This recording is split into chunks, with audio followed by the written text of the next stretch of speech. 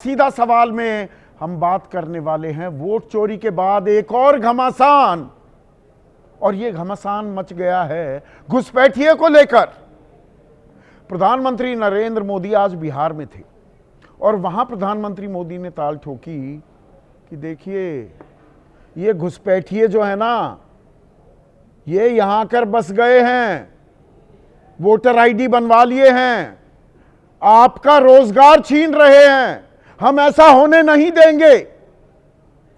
यानी कि जो SIR की प्रक्रिया चल रही है, ये पुनरीक्षण, इसके पूरी तरह से पक्ष में बोलते दिखाई दिए प्रधानमंत्री मोदी। आज गमछा भी लहरा रहे थे।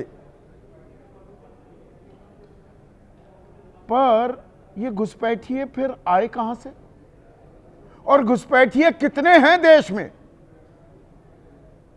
क्या आपको मुझको ये पता है? नहीं पता है, क्योंकि सरकार को भी नहीं पता। आज तक भारत सरकार ने कोई आधिकारिक औपचारिक आंकड़ा दिया ही नहीं है कि देश में कितने लोग इलीगल इमिग्रेंट्स हैं, यानी कि घुसपैठिए हैं। और बिहार में भी 65,64,000 लोगों को उनका नाम डिलीट कर दिया गया। लेकिन इसमें रोहिंग्या कितने हैं, घुसपैठिए कितने हैं, इसकी तफसील अभी तक चुनाव आयोग ने नहीं दी है। आधार को लेकर भी एक बवाल चल रहा है, एक और समानांतर धारा चल रही है कि ये नकली आधार बनवा लेते हैं सारे घुसपैठिए। नौबत तो यहां तक आ गई है दर्शकों की, असम में मुख्यमंत्री हिमंता बिस्वा शर्मा कह रहे हैं कि 18 साल से ऊपर वाला पहली बार कोई आधार बनवा रहा है, नहीं बनेगा अब आधार, क्योंकि वहां पर 100 आदमियों पर 103 आधार हैं। घपला हो रहा है, फर्जीवाड़ा हो रहा है जी। चलिए, वहां तो बांग्लादेश के साथ बॉर्डर सटा हुआ है असम का, वहां घुसपैठ हो जाती है। ये बिहार में इतने घुसपैठिए कैसे आ गए? अगर पश्चिम बंगाल, अगर बांग्लादेश से आ रहे हैं, पहले पश्चिम बंगाल जाएंगे, फिर घुसेंगे बिहार में, या नीचे की तरफ से आ रहे हैं तो झारखंड भी होके आना पड़ेगा, तब बिहार में घुस पाएंगे। और रोहिंग्या जो हैं वो तो मणिपुर या नागालैंड या मेघालय वहां से होते हुए, असम होते हुए, फिर पश्चिम बंगाल होते हुए ही बिहार में आ पाएंगे। डबल इंजन सरकार बिहार में, 20 साल से नीतीश कुमार, 11 साल से केंद्र में NDA सरकार। घुसपैठ रोकने की जिम्मेदारी केंद्र सरकार की। तो ये इतने घुस कैसे रहे हैं? और रोजगार छीने जा रहे हैं। अच्छा, रोजगार की भरमार है देश में। 8% बेरोजगारी दर चल रही है, 61% तो साक्षरता दर ही है बिहार में। तो मतलब मोटा मोटा लगभग 40% को तो नौकरी मिल ही नहीं सकती सरकारी, क्योंकि वो पढ़े लिखे ही नहीं है। 34% गरीबी रेखा से नीचे रह रही है बिहार की जनता। ये सब घुसपैठियों के चलते ही हो रहा है क्या? आंकड़ा बताया नहीं जा रहा कि नहीं, डेमोग्राफी बदल रही है, यानी कि एक इलाके की तासीर जो होती है कि भाई वहां पर पहले हिंदू ज्यादा थे, अब मुसलमान ज्यादा होने लगे। तो सरकार क्या कर रही है? या ये विशुद्ध हिंदू मुसलमान, उस पर घमासान मचाना है, राजनीतिक फसल काटनी है। विपक्ष पर आरोप कि मुसलमान वोट बैंक को आप बचा रहे हैं। विपक्ष कह रहा है कि देखिए ये भारतीय नागरिकता अब खंगालते दिखाई दे रहे हैं, NRC चोर दरवाजे से लेकर आ रहे हैं। हिमंता बिस्वा शर्मा तो NRC ला चुके हैं, लेकिन उसे लागू नहीं कर पा रहे हैं ढंग से। तो ऐसे में आपकी राय क्या है? आपके सुझाव और आपके सवाल, जो अब सीधा सवाल के अहम हिस्सा बन चुके हैं, उनका रहेगा इंतजार। तो आज हम बात वोट चोरी की नहीं करेंगे, क्योंकि मामला वोट चोरी से आगे बढ़ता दिखाई दे रहा है। चुनावी घमासान कुछ ऐसा मचा हुआ है, खास बिहार में, वो केंद्र में आ गया है। और प्रधानमंत्री नरेंद्र मोदी आज बिहार में थे, गया जी की पावन धरती पर थे, और वहां पर प्रधानमंत्री मोदी ने घुसपैठ को लेकर, घुसपैठियों को लेकर चिंता जाहिर की। उन्होंने कहा कि इनकी बढ़ती संख्या, गौर कीजिएगा इन शब्दों पर, उनकी बढ़ती संख्या चिंता का विषय है। सीमावर्ती जिलों में डेमोग्राफी बदल रही है, यानी कि जहां पहले हिंदू ज्यादा थे अब मुसलमान ज्यादा होने लगे हैं। देश का भविष्य घुसपैठिए तय नहीं कर सकते और ये तो लोगों के रोजगार भी छीन रहे हैं, इन्हें हम छीनने नहीं देंगे। सुनिए प्रधानमंत्री मोदी ने कैसे ताल ठोकी। घुसपैठियों की बढ़ती संख्या चिंता का विषय है। बिहार के सीमावर्ती जिलों में तेजी से डेमोग्राफी बदल रही है। देश का भविष्य घुसपैठियों को नहीं तय करने देंगे। घुसपैठियों को बिहार के युवाओं के रोजगार नहीं छीनने देंगे। तो कहीं ना कहीं घुसपैठियों की बात करके क्या SIR जो पुनरीक्षण हो रहा है, जिस पर जबरदस्त सियासी बवाल भी मच रहा है, आज भी सुप्रीम कोर्ट ने एक और अंतरिम आदेश दिया कि वो 11 दस्तावेज जो मांगे जा रहे थे उसमें आधार को भी अब जोड़ दिया जाए। चुनाव आयोग आधार को पहचान मानने से साफ इनकार कर रहा था, सुप्रीम कोर्ट ने कह दिया नथिंग डूइंग, करना पड़ेगा। पर इस पुनरीक्षण को जायज ठहराने की कि यह शुद्धिकरण बहुत जरूरी है, घुसपैठिए आधार बनवाकर बैठ गए हैं, तो ये तो चिंता की बात होनी चाहिए। पर आपको यह जानकर ताज्जुब होगा दर्शकों कि अगर घुसपैठिए इतनी बड़ी समस्या हैं तो सरकार के पास आंकड़ा तो होना चाहिए। सरकार के पास कोई आंकड़ा ही नहीं है। भारत सरकार के पास कोई आंकड़ा नहीं है कि देश में दरअसल कितने घुसपैठिए हैं। सब कुछ हवाई बातें चल रही हैं। बिहार में कितने घुसपैठिए हैं यह आंकड़ा नहीं है। 65,64,000 लोगों के नाम काटे गए, तो भाई इनमें घुसपैठिए कितने हैं, कितने रोहिंग्या हैं, भेजो उनको वापस। क्या कर रहे हैं हमारे देश में, वो आंकड़ा ही नहीं है। और कितने बांग्लादेशी या कितने रोहिंग्या वापस भेजे जाते हैं हर साल, ये सुनेंगे तो आप हंसने लगेंगे। 1000, 1500, 400, 500, 150, बस ये है तादाद। अब कांग्रेस इसी बात पर सवाल भी उठा रही है और आरजेडी भी कि भाई सरकार आपकी, घुसपैठ रोकना काम आपका, और आप ही आरोप लगा रहे हैं। सुनिए क्या कहा विपक्षी खेमे ने। के पास हर तरह के कानून थे, नहीं थे क्या? सारे कानून थे। क्या किया आपने? क्यों नहीं किया? जब जहां चुनाव आता है आप इस तरह की बात करने लग जाते हैं। तो क्या इतने साल आप निठल्ले बैठे हैं? कोई काम किया है कि नहीं किया? असली काम करते दिखाते। आदरणीय प्रधानमंत्री जी ने घुसपैठिए पर सवाल खड़े करके अपने ही सरकार की नाकामी का पोल खोल दिया। 11 वर्षों से सरकार में है, अभी भी कह रहे हैं घुसपैठिए आए हैं, तो कर क्या रहे थे? थोड़ा नक्शे के जरिए मैं आपको ये भी दिखा देता हूं और बता देता हूं कि दरअसल ये घुसपैठिए रोहिंग्या आएंगे म्यांमार से, तो कितने राज्यों से होकर जाना पड़ेगा। पीसीआर वो जरा नक्शा दिखाइए।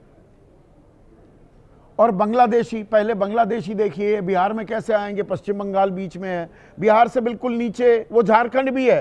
अगर पश्चिम बंगाल से, बांग्लादेश से पश्चिम बंगाल होते हुए नीचे झारखंड से ऊपर बिहार जाएंगे, या बांग्लादेश से आए पहले पश्चिम बंगाल में घुसे उसके बाद बिहार जाएंगे। और रोहिंग्या वो तो म्यांमार से आएंगे, तो रोहिंग्या कहां से आएंगे? उनको पहले या तो नागालैंड या नीचे मेघालय, मणिपुर, इस तरफ से असम होते हुए ऊपर से फिर वही पश्चिम बंगाल और उसके बाद बिहार का नंबर आएगा। तो यहां तो केंद्र सरकार, केंद्रीय एजेंसियों की जिम्मेदारी बनती है। पर एक और दिलचस्प बात है, हमने थोड़ी सी रिसर्च की, त्रिथेश नंदन जो हमारे रिसर्च हेड हैं और उनकी टीम ने आज बड़ी दिलचस्प जानकारी निकाली। अभी आज हिमंता बिस्वा शर्मा ये कह रहे हैं 18 साल से ऊपर वाला जिसका आधार नहीं है अब उसका आधार नहीं बनाएंगे हम असम में, क्योंकि बड़ा फर्जीवाड़ा हो रहा है। लोग आधार बनवा रहे हैं, 100 आदमियों पर 103 लोगों के पास आधार है असम में, अब हम बनाएंगे ही नहीं। एनआरसी भी वहां पर शुरू किया गया था। अब थोड़े से आंकड़े मैंने यहां खंगालने शुरू किए हमारी टीम ने। बिहार में हर 100 आदमियों पर कितने लोगों के पास आधार है? तो वो है 88.69%, मोटा मोटा 89 लोग, 100 में से 89 लोगों के पास आधार है। ये जानकारी हमने, अब ये साइट, इस साइट पर गौर कीजिए, UIDAI, unique identification authority of India, उसकी साइट है, सरकार की साइट कह रही है 88.69% लोगों के पास आधार है बिहार में। अब दूसरी साइट देखिए, यह भी UIDAI सरकार की साइट, दूसरा विजुअल दिखाइए PCR। इसमें यह कहते हैं कि 38 जिले हैं बिहार में, इनमें से बस एक ही जिला है जहानाबाद, जहां पर हर 100 आदमियों में 100 से कम आधार हैं, 97 लोगों के पास। बाकी तो जी पश्चिमी चंपारण में 112, पूर्वी चंपारण में 110, गोपालगंज में 115, और ये अररिया 123, पूर्णिया 121, किशनगंज 126, कटिहार 123। प्रधानमंत्री इसी आंकड़े का हवाला दे रहे हैं। ये सीमावर्ती जिले हैं कि डेमोग्राफी बदल गई। अरे भाई, डेमोग्राफी बदल गई है, आंकड़े इतने बदल कैसे गए? 88.69% आप बता रही हैं, सरकार बता रही है, UIDAI बता रही है, और उन्हीं की दूसरी साइट कुछ और बता रही है। तो सरकार को ही नहीं पता क्या? और बात रोजगार से जोड़ दी गई है कि जी रोजगार खा रहे हैं। अब चलिए जी, रोजगार पर थोड़ी नजर डाल लेते हैं। बहुत रोजगार की भरमार हो रही है क्या? या 50-100 नौकरियों के लिए हजारों की तादाद में लोग, एक माली की नौकरी निकली राजस्थान में तो MA, MCOM, MTech, न जाने कौन कौन लोग पहुंच गए जी, माली ही बन जाए, एक नौकरी तो मिल जाए। अब नीतीश कुमार पिछले कुछ दिनों में बड़े बड़े वादे करते दिखाई दिए हैं। अभी उन्होंने बोला कि 50,000 लोगों को हम नौकरी देंगे, 50,000 लोगों को। आज की तारीख का ही बयान है। हमने तो हमेशा नौकरियां देने का काम किया है। 13 जुलाई को उन्होंने यह भी कहा कि हम 1 करोड़ युवाओं को बिहार में अगले 5 साल, गौर कीजिएगा, 1 करोड़ युवाओं को 5 साल में नौकरी देंगे। 25 से 30, फिर से नीतीश। पर उससे पहले क्या कर रहे थे नीतीश कुमार?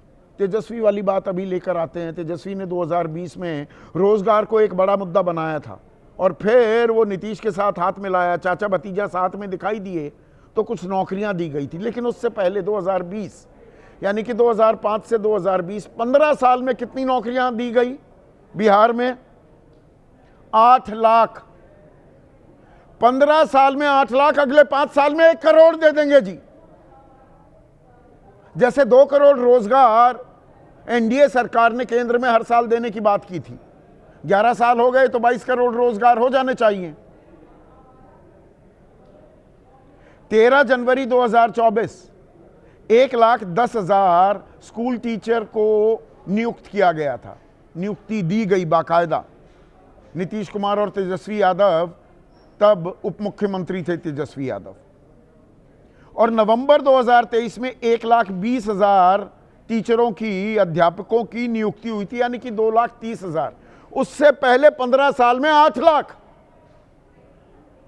तो भाई इतनी नौकरियां लग रही हैं, वो सारे घुसपैठिए उठा उठाकर भाग रहे हैं, ले जा रहे हैं उन नौकरियों को। बिहार का थोड़ा सा आंकड़ा और बता दूं, इतने रोजगार सृजित हो सकते हैं बिहार में। मैं एफडीआई का, विदेशी निवेश का आंकड़ा, भाई निवेश करते हैं ना कि फैक्ट्रियां बहुत होंगी, कुछ लगाएंगे, देश में विदेशी निवेश की ताल सरकार भी ठोकती है। बिहार में पिछले 6 सालों में 1650 करोड़ की भारी भरकम रकम का निवेश हुआ है। 16 से 50 करोड़ रुपए। कितनी नौकरियां लगेंगी इसमें? पर कैपिटा इनकम, प्रति व्यक्ति आय 66,828 है, देश में सबसे कम। कुल फैक्ट्रियां कितनी है? 3,307। 15 राज्यों में आपसे ज्यादा फैक्ट्रियां हैं। तो रोजगार कहां बनेगा? तभी तो पलायन करते हैं बिहार वाले। बिहारी वासियों का मैं मुरीद हूं, पर वो बाहर क्यों निकलते हैं? क्योंकि वहां रोजगार है ही नहीं। यहां बताया जा रहा है घुसपैठिए सारे रोजगार खा गए। तो ये लड़ाई और बढ़ती जा रही है, और इसमें अब सीधे सीधे सांप्रदायिक ध्रुवीकरण का पुट बढ़ता हुआ दिखाई दे रहा है क्या? इसी पर आज हम चर्चा करने वाले हैं। ऐसे में आज का सीधा सवाल, वोट चोरी की लड़ाई घुसपैठिए पर आई, और घुसपैठियों पर तकरार। कहां है रोजगार? ये रोजगार छीन रहे हैं, इसलिए नहीं दे पा रही क्या सरकार? अच्छा, इसीलिए 8% से ऊपर चली गई बेरोजगारी दर। पीएलएफएस का आंकड़ा है वर्कफोर्स, लेबर वर्कफोर्स, वो 43-44% होती थी, वो घटकर 38% से नीचे चली गई। यानी कि 100 में से 38 आदमी ही नौकरी मांगते घूम रहे हैं। अब तो लोगों ने हथियार डालने शुरू कर दिए।